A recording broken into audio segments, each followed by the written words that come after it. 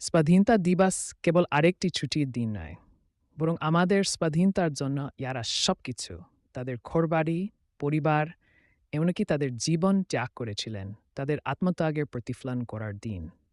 আমাদের সর্বদা মহাত্মা গান্ধী, সুভাষচন্দ্র বসু, ভগৎ সিং, জওহরলাল নেহেরু এবং আরও অনেকের মতো মানুষের কঠোর পরিশ্রম এবং সংগ্রামকে স্মরণ করতে হবে।